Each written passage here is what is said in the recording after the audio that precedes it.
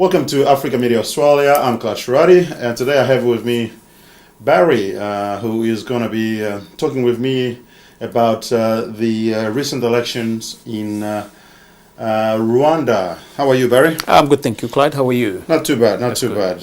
So we're talking about Rwanda today. As you know, President Kagame has been reelected. Yep. And we want to sort of have a chat about that to see what that entails for not only the Rwandans, but also the Great Lakes region in Central Africa and the rest of Africa. The first thing is, the gentleman changed the constitution to get a third mandate, and he just won by 98.9%. What does that bring to your mind?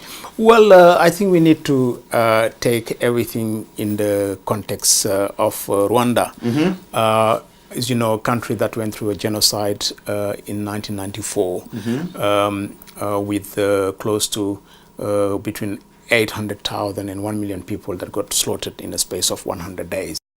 Kagame has inherited a country that was completely run down with a system that was completely destroyed, mm-hmm. Society that was completely upside down. Yep. He came in a matter of 15 to 20 years. He completely changed the situation around. Now, for someone who was in power for 2 mandates and then come into the situation where the constitution allowed him to actually didn't allow him to go for a third mandate, but they changed the constitution. Yes, this is something that a lot of people have been highlighting, why that African leaders always do those kind of things and all that. Well, it's not always, because Rwanda is not like any other country in Africa. Rwanda has a particular situation, a particular case. What he's achieving, keeping the country together, it's something that is close to a miracle. Absolutely. And for him to change the constitution, what I can say, in order to continue the good work that he started, I think is something that I can say is quite justified, is something that probably I could say in exceptional situations is something that you can understand. Well, I certainly understand where you're coming from. Rwanda has been in a particular situation with the genocide, and we have to give credit where it is due. Kagame has achieved significant amount of change in Rwanda, starting with the way he handled the whole system to deal with the people who did genocide. The genocide, yes. And that was quite well done. Yes. It I suppose it allowed the some sort of reconciliation within the society. Absolutely. That's very interesting that you're saying that, because that system of basically bringing people together, people in their neighborhoods to sit together and to talk about what happened and to forgive each other and to move forward. It's allowed the society to go through a process of healing. Mm-hmm. It allowed the society to go through a process of catharsis and to face the situation, the abomination that they were going through, to face the situation and say, well, okay, what we did is very bad. Let's forgive each other. Let's hug each other and let's move on. We don't forget what has happened, but we can forgive for the sake of the society, for the sake of the country. And that was very well done. That was absolutely well done, because otherwise, and I think one of the comments from Rwanda is that if they needed to put all these people in prison, they would not have room to do that anyway. Absolutely. And it wasn't going absolutely. to And that's the other thing like Kagame has achieved, is to bringing kind of something that was part of the tradition of the country, bringing it into a situation to fix a problem. And that's what he's done. And it's a very original approach. I don't think anyone has ever tried anything like that in Africa before. Yeah. And they did, and they succeeded. And there's something that he needs to be saluted for. That was one of his first achievements. Then he went on to deliver pretty much an economic miracle for the people of Rwanda. Absolutely. It's quite amazing. I probably wouldn't be exaggerating if I say what Kagame and his government and the Rwandan people have achieved in the space of 20 years. It will be very, very hard to find anyone who has achieved something like that, not only in Africa, but also in the world. True. I do agree that the level of economic development that has been brought forward by Kagame's government is very significant and pretty much unparalleled in recent African history. Yep. But then I suppose it's not all that rosy. There are issues. When you read stuff in the media, yep, on the international level, you sort of get two sides. Yep. Those who acknowledge that Rwanda has done quite well, Kagame has pretty much done a miracle for the country, but then also they point out that he is also quite a strong leader. Some actually call him a dictator. What do you think about that? Well, okay, let's put that in context as well. What Kagame has achieved, more than close to 10% of 10% or 7%, between 7 and 10% of economic growth in the last 10-15 years. Don't forget, his inspiration is Lee Kuan Yew in Singapore. Strong leadership, promote discipline, and work very hard to achieve your goals. And people talk about democracy. It's all relative. Yeah, like, if democracy is to let people do whatever they want, then you need to make a choice. It's either you want to achieve what you want to achieve and make the country, make sure that the country evolves and achieve the economic miracle in the condition that we know, or you have the democracy that, for example, you have in countries like Senegal or others and all that, where people are allowed discipline and everything and all that is there, but everyone is allowed to do or to say whatever they want. In the context of Rwanda, what they have gone through, I think a strong leadership, that's what was required. Well, for someone like me, I definitely do have admiration for Kagame, even though I'm actually from the Congo, and many people from the Congo are not, fond of Kagame for a number of reasons that we'll talk about later. But it's sort of a measured admiration because whilst I do certainly get the point that you do need some level of strong leadership in the context of Rwanda and more generally in Africa. In Africa, yeah. Because I do agree that the Western style democracy is not necessarily the best type of democracy for Africa. Exactly. But having said that, there is, however, a line that cannot be crossed. Again, like, you need to put that relatively. Like, personally, I don't see. I mean, you hear people. You can't make everyone happy. Okay, the situation is, like I was saying, in the context of Rwanda, you need to take in context. Kagame is not like kind of Sekou Touré, like in Guinea, for example, 30 or 40 years ago, or some other kind of dictators that we know of and all that. He is not. He's someone who's organizing regular elections. He's someone who is out there working with the people and achieving things and stuff like that with his people. He's very close to people. Now, if you have a few opponents that are here and all that trying to destabilize the country, now, every country got a law. I mean, people do things. If they do it in the framework of the law, that's fine. If they go outside of the framework of the law, then the law has to be applied. Are you saying that it's okay for dictatorship as long as the leader is delivering economic development? Well, I'm not quite saying that. What I'm saying here is that you need to have a focus on what is more important. What is more important is to achieve things for the people, to take the majority of people with you, and that's what he's doing. Now, there will be people who are not happy for a reason or another. Okay, but in actual fact, for majority of people, and that score of 98.8%, I think, even though it's probably people would see it as excessive, but in a way, I think it does reflect.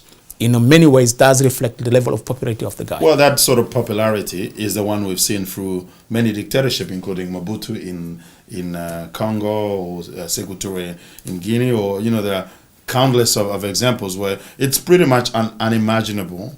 And again, I wouldn't necessarily say that it's not always fair, yep, but it's unimaginable that in a true democratic context that a leader would get 98.9%. Well, that's also you need to look at. Like, if you take Sekou Touré or Mobutu, what did they achieve economically? What did they achieve in terms of moving their countries from here to there? Okay. And this guy, even if you call him dictator or whatever he is delivering a lot of things that many dictators did never, ever deliver. Maybe it's not a democracy in the Western sense of things. But in actual fact, if you look at it, Singapore is neither a democracy in the Western sense of the word.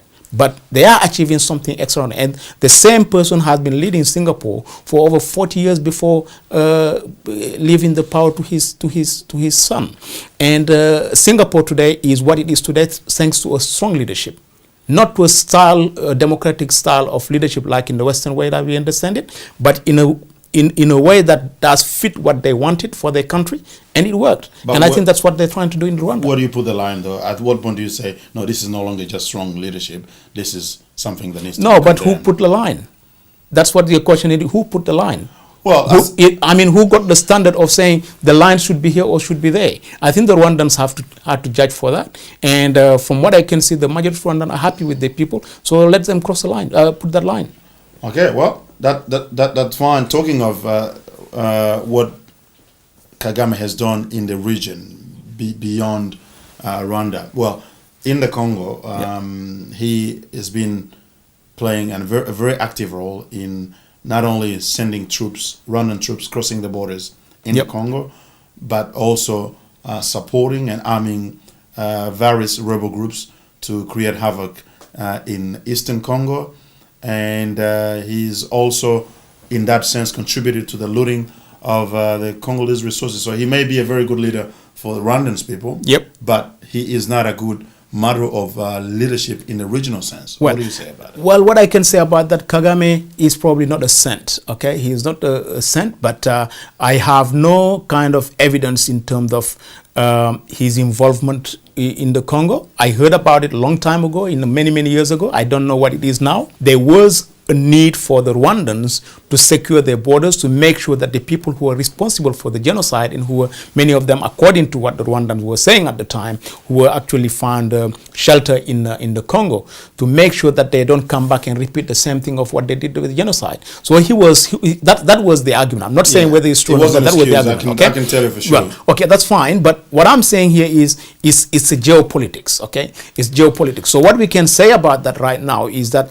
obviously, for the last 20 years, the focus has been on Rwanda, on the economy, and a lot has been achieved. So maybe the challenge for Kagame right now is to make sure that he becomes like kind of a positive influence for the region. So in the next thing, probably for the next 7 years or next 14 years to come, the task that probably Kagame will have, the thing that we'll have to work on, is to make sure that in the region of the Great Lakes, he is a positive influence in the RDC, a positive influence in Burundi and other countries, to make sure that not only Rwanda move forward, but also other countries can move forward together with Rwanda. Well, and that will make a good thing for Rwanda. Hopefully he gets that message, because one thing that Kagame may, I suppose, not realize, or at least perhaps he does realize but he doesn't care, is that for the long-term development of Rwanda, the one day, because what is happening right now, or has been happening over the last 15 or 20 years, is that Kagame has been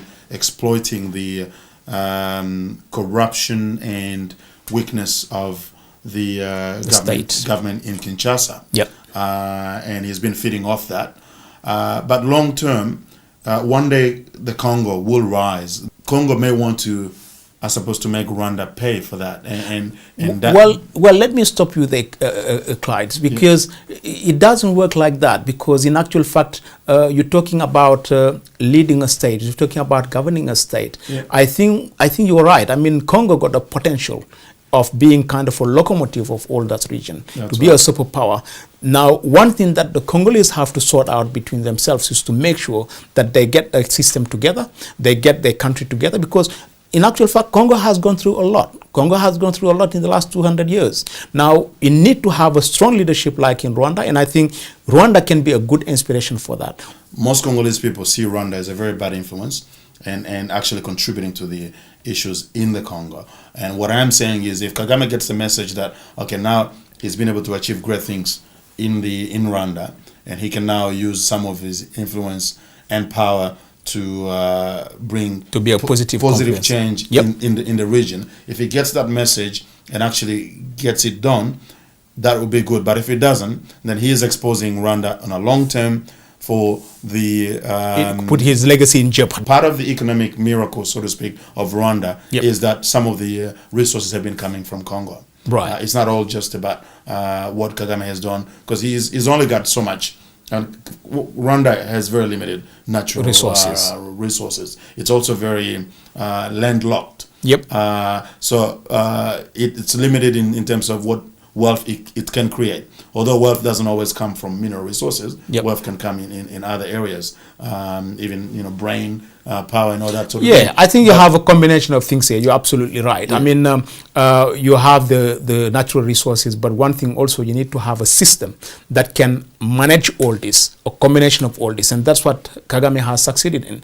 Without resources, even with a little bit of resources, but making a combination of a lot of other factors, human resources, having like institutions in place, make sure that there's less corruption and all that, in order to achieve kind of something sustainable, and that's what he's working on. When you look at the after Kagame in Rwanda, so it could be something boiling that may disappear as soon as Kagame is out of power.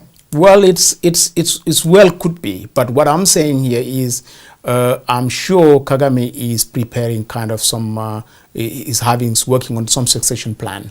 I'm sure he is, because it's something like someone was saying who got a strategic mind, and he's definitely working on it. Now, things might not be very rosy, but you cannot say, based all the reports that we're getting from Rwanda, and many of them are independent reports, based on what we can see, based on what the numbers are telling me, that all those are lies. It cannot be lies. Should other African leaders trying to emulate what Kagame is doing? I think we should encourage that. I think it would be a great thing if every region in Africa has someone like Kagame.